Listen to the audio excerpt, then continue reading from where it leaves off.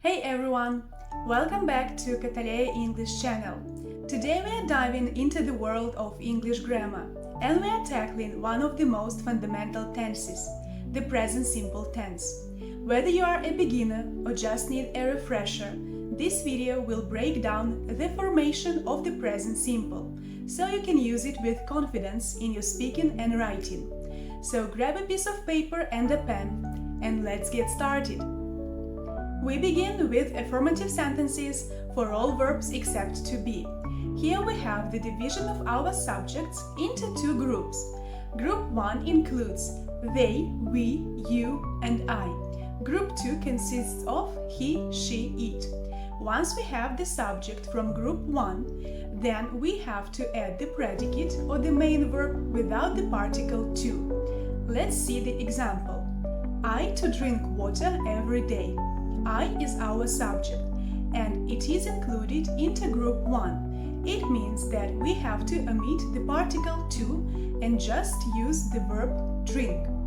Therefore we have I drink water every day.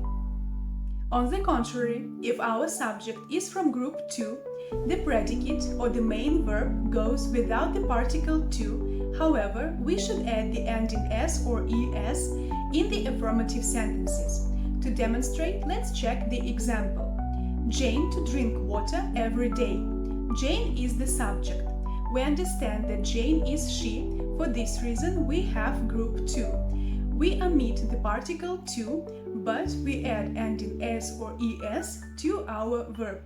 Following this, we receive Jane drinks water every day. We move on to negative sentences for all verbs except to be. Here we have the same set of actions. We have group 1 and group 2 for our subjects.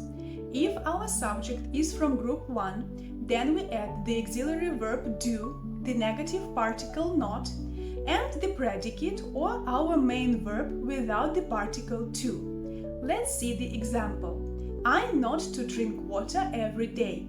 I is the subject. It is included into group 1. Following this, we need to add do, not, and our main verb without particle to. Following this, we receive I do not drink water every day. On the contrary, if our subject is from group 2, then it will be followed by the auxiliary verb does, the negative particle not, and the predicate or the main verb without the particle to and without the ending s or es, because the auxiliary verb does already has this ending. Let's check the example. Jane not to drink water every day. Jane is the subject. Jane is she. For this reason, we have the subject from group 2. Then we add the auxiliary verb does, the negative particle not, and we use just the main verb without the particle to and without the ending s or es. Following this, we obtain Jane doesn't drink water every day. After that, we find interrogative sentences or questions for all verbs except to be. As you can guess, the steps will be identical. Once we have the subject from group 1, then we have to use the auxiliary verb do at the beginning of the sentence. It will be followed by the subject itself, and afterwards we are going to use the predicate or the main verb without the particle to. To demonstrate, let's consider the example. I not to drink water every day. Here we need to form a question. I is the subject from group 1. Then we use do at the beginning of the sentence. Afterwards, we add I and our verb without particle to. Following this, we receive do I drink water every day? If the subject is from group 2, then we are going to use the auxiliary verb does at the beginning of the sentence. It will be followed by the subject itself, and then we are going to add the predicate or the main verb without the particle to and without the ending s or es, because the auxiliary verb does already has this ending. Let's check the example. Jane to drink water every day. Here we need to form a question. Jane is the subject, and we can consider that Jane is she. Following this, we have the subject from group 2. Then we are going to use does at the beginning of the sentence. It will be followed by Jane as it is our subject, and afterwards we add the predicate or the main verb without the particle to and without the ending s or es. In that case, we receive, does Jane drink water every day? Coming up next, short answers for all verbs except to be. We form short answers in accordance to the following table. We use yes or no, followed by the pronoun, and afterwards we add the auxiliary verb do or does if we confirm some information, and don't or doesn't if we deny some information. To demonstrate, let's consider the examples. Do I drink water every day? If we confirm, we use yes, I do. If we deny, no, I don't. The following one, does Jane drink water every day? We confirm, yes, she does. We deny, no, she doesn't. The next in line, affirmative sentences for the verb to be. Here we have the division of our subjects into 3 groups. Group 1 is formed by I, and then the predicate will be am. Group 2 consists of he, she, it, and the main verb will be is. Group 3 includes they, we, you, and the predicate will be are. Let's check the examples. I to be French. I is the subject for this sentence. In that case, we realize that here we have group 1. Following this, to be will be changed into am, and we are going to receive I am French. Jack to be smart. Jack is the subject for this sentence. Jack is considered to be he. Following this, we are dealing with group 2. For group 2, to be is going to be changed by is. In that case, we have the following sentence. Jack is smart. They to be here. They is the subject for the sentence. They is included into group 3. Following this, we are going to use are instead of to be. And we receive, they are here. Right after negative sentences for the verb to be. I from group 1 will be followed by the predicate am and the negative particle not. He, she, it from group 2 will go with the predicate is and the negative particle not. They, we, you from group 3 will be used with the predicate are and the negative particle not. Let's see the examples. I not to be French. Here we have I as the subject. For this reason, we are going to proceed with am for this negative sentence. And we have I'm not French. Jack not to be smart. Jack is the subject, and we are going to consider that Jack is he. Following this, we have group 2, and we need to use is for this negative sentence. In that case, we have Jack is not smart. They not to be here. They is the subject from group 3. In that case, we are going to use are for this negative sentence. And we receive, they are not here. Then, interrogative sentences or questions for the verb to be. To form these questions, we have to use the following information. The predicate am will be followed by I from group 1. The predicate is will go with he, she, it from group 2. And the predicate are will be used together with they, we, you from group 3. To put it into practice, let's check the examples. I to be French. Here we need to form an interrogative sentence. We have a look at the subject, it is I. Then it means that here we deal with group 1. Following this, we use am at the beginning of the sentence. And we receive, am I French? Jack to be smart. Here we have a look at the subject and we understand that Jack is he. Then we have to use is for group 2 at the beginning of the sentence, and we obtain: Is Jack smart? They to be here. They is the subject for group 3. Following this, in order to form an interrogative sentence, we have to use are at the beginning of our question. Then we can get: Are they here?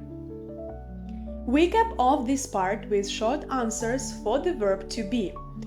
Here we can use the following table: yes or no followed by the pronoun.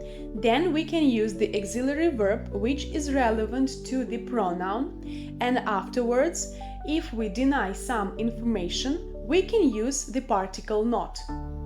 To illustrate, let's have a look at the examples. Here we have question 1. Am I French? If we confirm, we say yes, I am. If we deny, we say no, I'm not. Our interrogative sentence number 2. Is Jack smart? We confirm, yes, he is. We deny, no, he isn't. And our question number 3. Are they here? We confirm, yes, they are. And we deny, no, they aren't. Therefore, we are left with affirmative sentences for the verb to have. And we are going to recall 2 groups. Group 1 with they, we, you, I, and group 2 with he, she, it. For group 1, we use have as the predicate, and for group 2, we are going to go with has as the main verb. To put it into practice, let's have a look at the examples. We to have a black car. Here we have the subject we. It means that we deal with group 1. For this reason, we are going to use the verb have without the particle to, and we receive: we have a black car. Austin to have a black car. In that case, Austin is considered to be he. Then we have group 2, and we need to use has as our subject. And we are going to obtain: Austin has a black car. The short form has is used only in affirmatives for he, she, it. In negative sentences and questions, for he, she, it, does comes to the rescue. Let's check the examples. Austin not to have a black car. Here we have a negative sentence for the verb to have. Following this, we have a look at the subject. The subject is Austin. Austin is considered to be he. Then we deal with group 2. Following this, we have to use the auxiliary verb does, followed by the particle not, and afterwards the predicate or the main verb without the particle to. And we obtain: Austin doesn't have a black car. Austin to have a black car. Here we have to form an interrogative sentence. Following this, we are going to use the auxiliary verb does at the beginning of the sentence because Austin is the subject from group 2. Then the auxiliary verb will be followed by the subject itself, and afterwards we can add the main verb without the particle to. In that case, we are going to receive: Does Austin have a black car? We cap off this topic with the ending s or es for he, she, it in affirmative sentences. If our verbs end in letter y, then we have a look at the penultimate letter. If it is a vowel followed by a letter y, then we use just the ending s. For instance, to enjoy plus the ending s makes enjoys. One more example. To play plus the ending s makes plays. If our penultimate letter is a consonant followed by the letter y, then we have to make some changes. Let's have a look at the example. To fly. Here we have to omit letter y because we are going to use I instead of it. And afterwards we are going to use the ending es. And we receive flies. One more example is to dry. We omit letter y and then we add I plus es, and we receive dries. We use this rule only for affirmatives with he, she, it. Last but definitely not least, the ending s or es for he, she, it in affirmative sentences. At first, let's have a look at our basic rule. Once we have a verb, we need to add the ending s.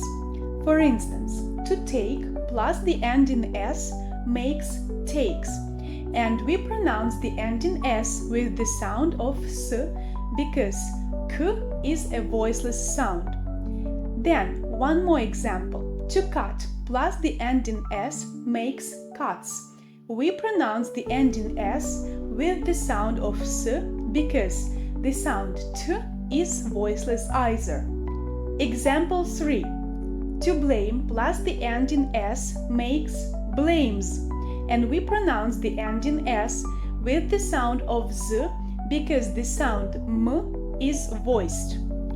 Then we proceed with to feel. To feel plus the ending s makes feels. We pronounce the ending s with the sound of z because the sound of l is voiced. We finish our basic rule with the verb to show. To show plus the ending s makes shows, and we pronounce the ending s with the sound of z because it is preceded by a vowel. And we continue with some particular cases. Once our verb finishes with certain letters or letter combinations, then we have to add the ending es. To put it into practice, let's have a look at the following table. The first letter is O, and here we have the verb to go.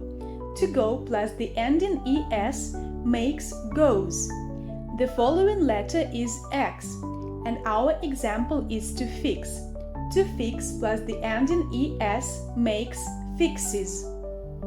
Next in a row we find S or double S, and the example is to miss. To miss plus the ending es makes misses. Right after is the letter Z, and our example is to buzz. To buzz plus the ending es makes buzzes.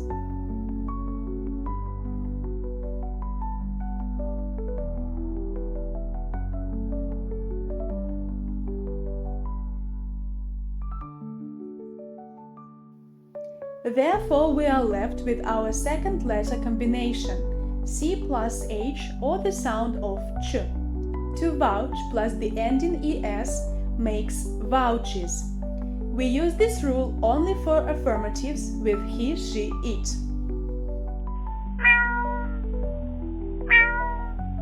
That's a wrap on the present simple formation. Hopefully you now feel more confident in using this essential tense. But remember, practice makes perfect. Thanks for watching and see you in the next video.